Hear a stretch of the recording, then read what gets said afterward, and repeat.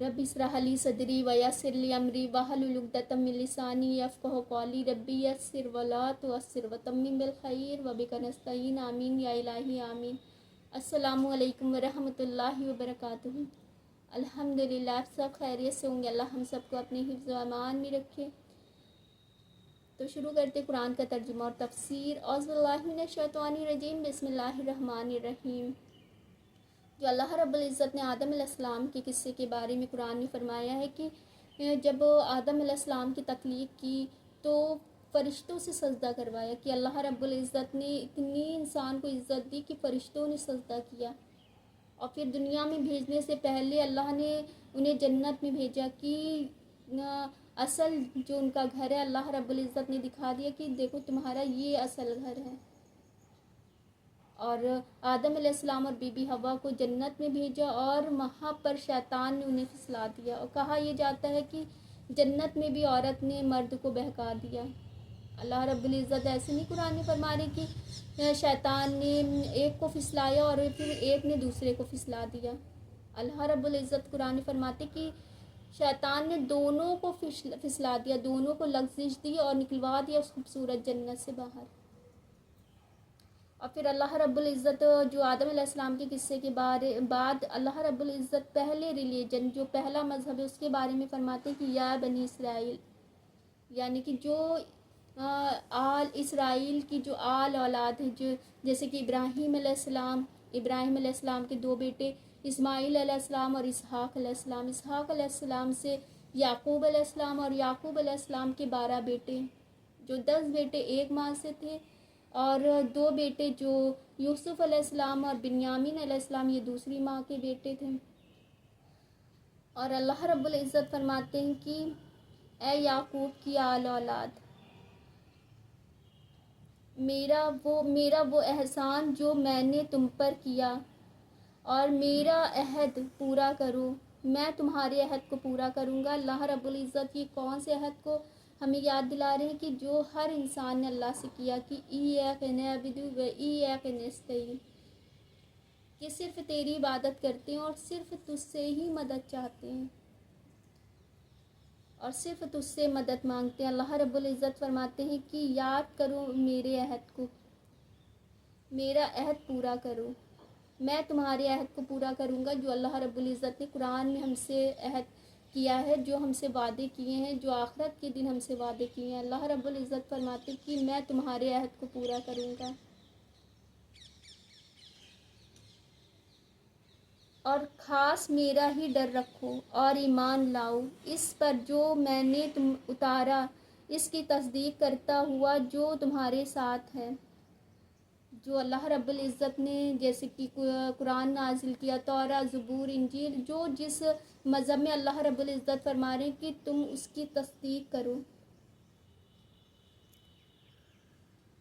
जो तुम्हारे साथ है। और सबसे पहले इसके मुनकर ना हो, यानी कि सबसे पहले इसके इनकार करने वाले ना बनो और मेरी आयतों के बदले थोड़े दाम ना लो। जैसे कि तौरा में बहुत तब्दीली हुई है, वो थोड़े से दाम में अल्लाह की आयतों को बदल दिया करते थे। अल्लाह रब्बुल इज़्ज़त फरमाते हैं कि थोड़े दाम और मेरी आयतों के बदले थोड़े दाम ना लो और मुझसे डरो और हक़ से बातिल को ना मिलाओ और दीदा दानिश हक़ ना झुटलाओ, ना छुपाओ और नमाज कायम रखो और ज़कात दो और रुकू करने वालों के साथ रुकू करो।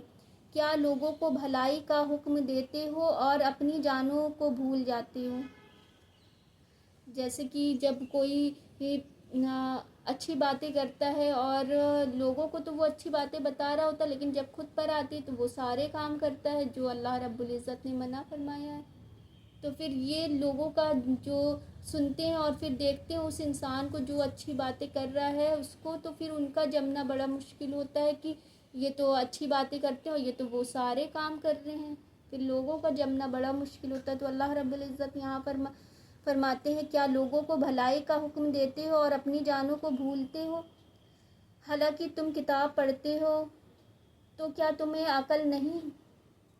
اور صبر نماز سے مدد چاہو. لیکن یہاں پر اللہ رب العزت فرماتے ہیں کہ صبر اور نماز سے مدد چاہو، اور بے شک نماز ضرور بھاری ہے مگر ان پر نہیں جو دل سے میری طرف جھکتے ہیں، جنہیں یقین ہے کہ انہیں اپنے رب سے ملنا ہے اور اسی کی طرف پھرنا ہے.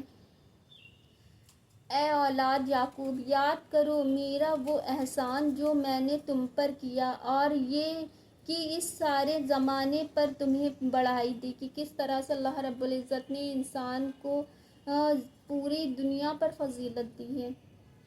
اور ڈرو اس دن سے جس دن کوئی جان دوسری جان کا بدلہ نہ ہو سکے گی ذرہ بھر بھی.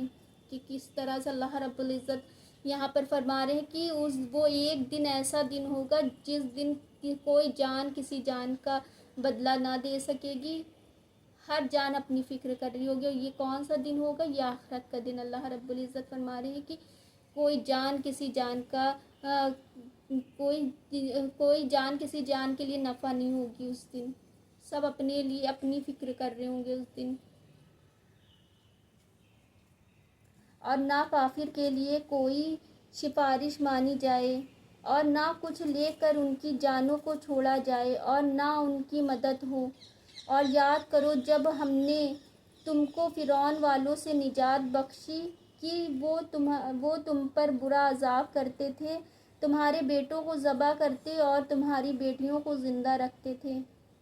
کہ اللہ رب العزت کے یہاں پر فرما رہے ہیں کہ جب موسیٰ علیہ السلام کے لیے اللہ رب العزت نے دریا میں راستہ بنا دیا، اور موسیٰ علیہ السلام اپنی قوم کو لے کر اس راستے سے چلے تو فرعون والوں نے جب دیکھا، فرعون نے دیکھا کہ دریا میں راستہ بن گیا، تو وہ بھی اپنی ایک قوم کو لے کر چلا، اور اللہ کا حکم ہوا کہ پانی آپس میں مل جاؤ. تو وہ لوگوں نے اپنی آنکھوں سے یہ معجزہ دیکھا کہ اللہ نے کس طرح سے دریا میں راستہ بنایا اور پھر فرعون والوں کو اس میں غرق کر دیا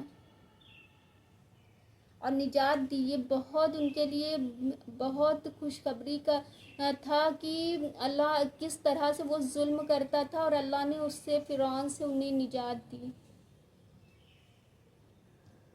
کہ وہ بیٹوں کو ذبح کرتا تھا اور بیٹیوں کو زندہ رکھتا تھا، اس لیے کہ ان سے اور بھی بچے پیدا کرنے تھے، کہ جس طرح سے چاہتے اسے عورتوں کو اتنی ذلت دیتے کہ اللہ رب العزت نے فرما رہے کہ اور یاد کرو اس برے عذاب کو جو وہ تم پر کرتا تھا، اور میں نے اس سے تمہیں نجات دی.